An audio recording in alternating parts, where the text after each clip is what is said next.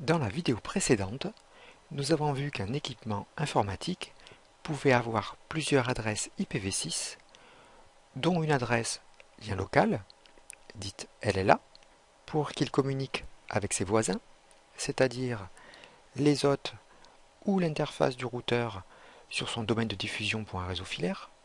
Ces adresses n'étant pas routables, il est possible de lui ajouter une adresse de diffusion locale, ULA, pour qu'il communique au sein de son site, mais ces adresses étant non routables sur Internet, il lui faudra une adresse de diffusion globale, dite GUA, pour qu'elle communique sur son site et puisse franchir le routeur de bordure pour accéder à Internet. Dans cette vidéo, nous allons voir les mécanismes d'attribution de ces adresses IPv6. Il existe trois mécanismes d'attribution d'adresses IPv6. L'adressage manuel, réservé aux équipements dont on veut maîtriser l'adressage, comme les serveurs, les routeurs, pourquoi pas les imprimantes. L'autoconfiguration sans état, pour une gestion automatique de la connexion des hôtes IPv6. Et l'autoconfiguration avec état, reposant sur un service DHCP. Ces mécanismes ne sont pas exclusifs. Un nœud du réseau peut obtenir son adresse IPv6 par autoconfiguration sans état, et par contre l'adresse du DNS par autoconfiguration avec état. Pour comprendre l'allocation manuelle, prenons un réseau très simple, constitué de deux PC sous Windows. Avec l'allocation manuelle, c'est l'administrateur réseau qui décide du type d'adresse IPv6 en fonction de ses besoins, communication sur le lien, ou communication sur le site, ou bien communication à travers Internet. Pour la démonstration, je choisis une adresse locale unique de préfixe FD00, .AAAA, en /64. Et je décide d'attribuer 1 comme numéro d'hôte à PC1 et 2 à PC2. Pour attribuer manuellement son adresse IPv6 à PC1, je vais ouvrir les paramètres réseau Internet et je vais modifier les propriétés de l'adaptateur Ethernet. Je désactive le protocole IPv4 et je viens modifier les propriétés d'IPv6. Donc pour attribuer une adresse IP, il suffit de cliquer sur la case à cocher correspondante, de saisir l'adresse IP conformément au schéma, donc FD00, .AAAA, 2.2.1 pour PC1, son préfixe, 64. J'aurais pu saisir manuellement l'IP de la passerelle, ainsi que l'IP du serveur DNS, mais je n'en ai pas dans mon schéma très simple. Je vais donc valider, fermer les paramètres. Je fais la même chose sur mon deuxième PC, sur PC2. Je rentre dans ces paramètres réseau Internet. Je sélectionne son adaptateur pour en modifier les propriétés. Je désactive IPv4 et je modifie ses propriétés IPv6.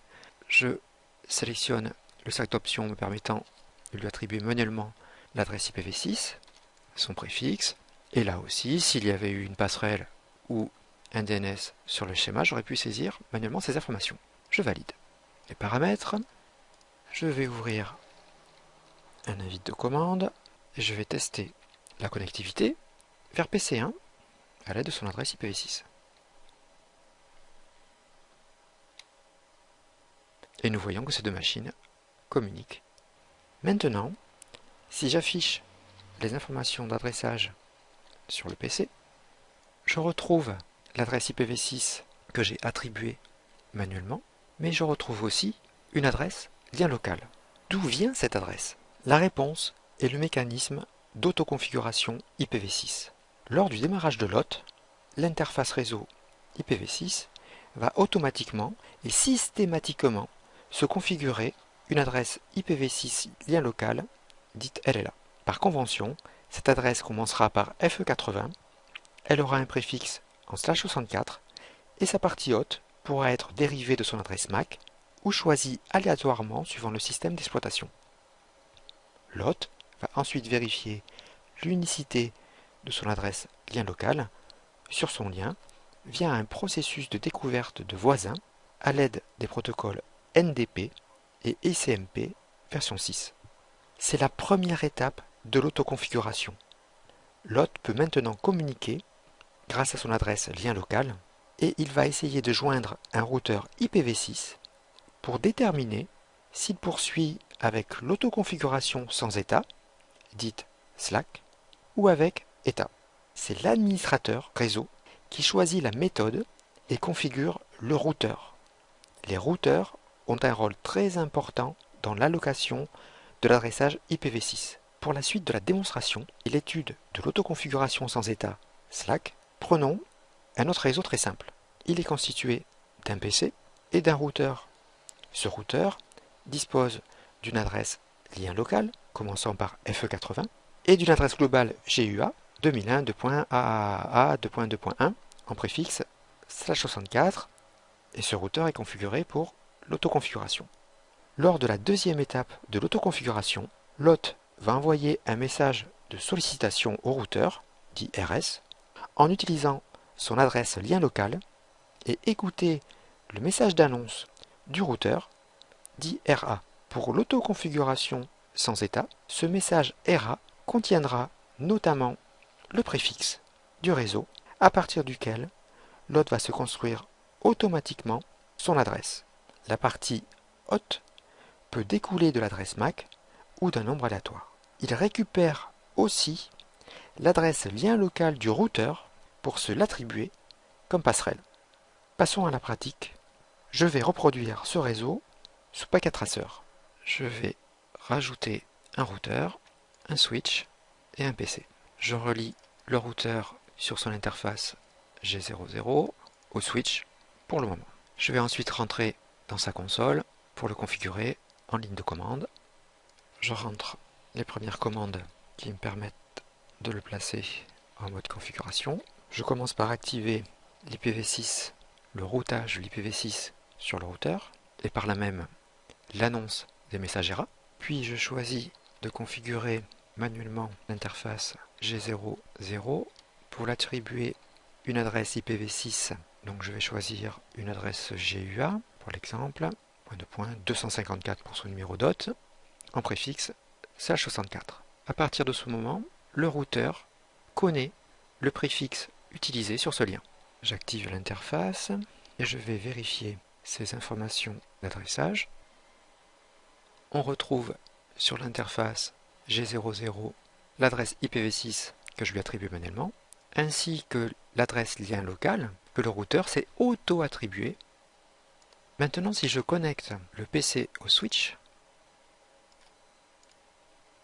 et si j'affiche ces informations d'adressage, je constate qu'il s'est auto-attribué une adresse lien locale, mais je constate aussi qu'il s'est auto-attribué une adresse de type GUA, ainsi que l'adresse IP de la passerelle. Le PC a exploité le message RA du routeur, il a déterminé la méthode d'autoconfiguration utilisée, dans notre démonstration la méthode Slack, donc sans état, il a récupéré le préfixe GUA, s'est auto-configuré une nouvelle adresse à partir de ce préfixe et de son adresse MAC. Il ne manque plus que les informations sur le DNS. Cette découverte dépend des systèmes d'exploitation.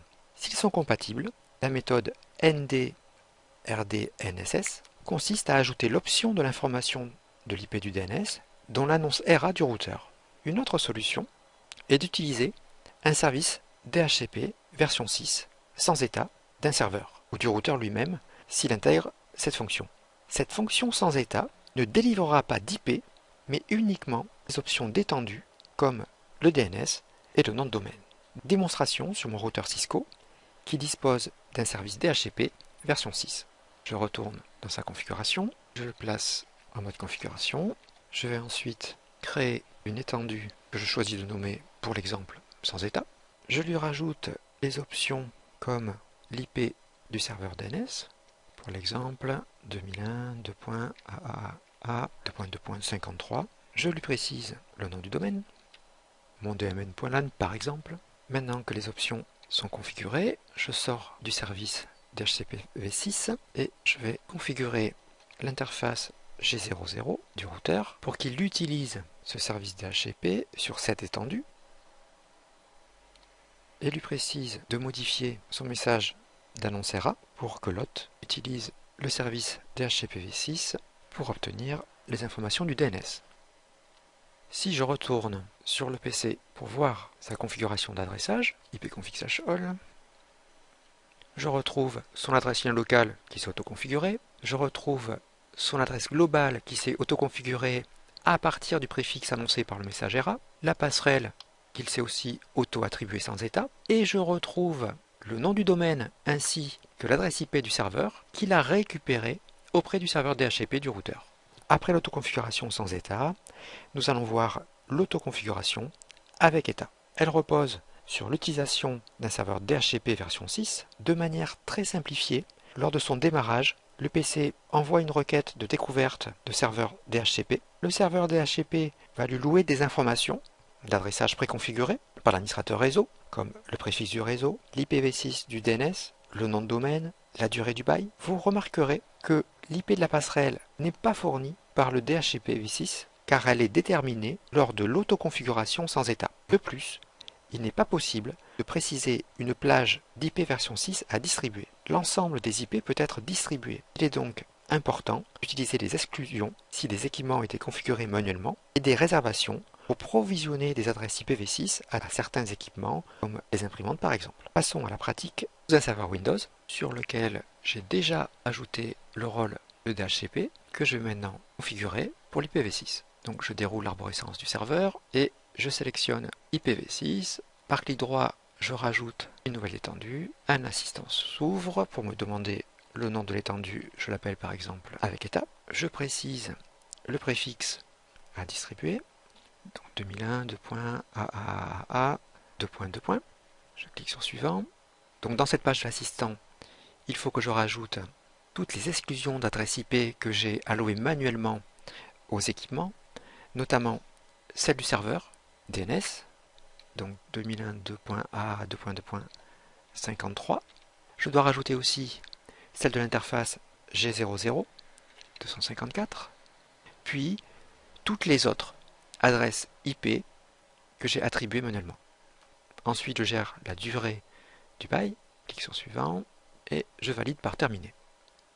Je vais maintenant rajouter les options de l'étendue, comme l'adresse IP de mon serveur DNS, 2001 AA 2.2.53 dans mon exemple.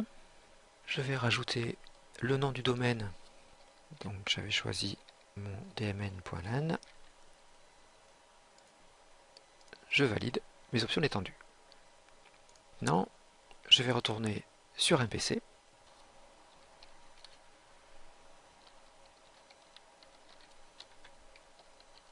Nous voyons que le serveur DHCP version 6 a attribué le nom de domaine au PC, ainsi qu'une IP avec le préfixe défini et l'IP serveur DNS.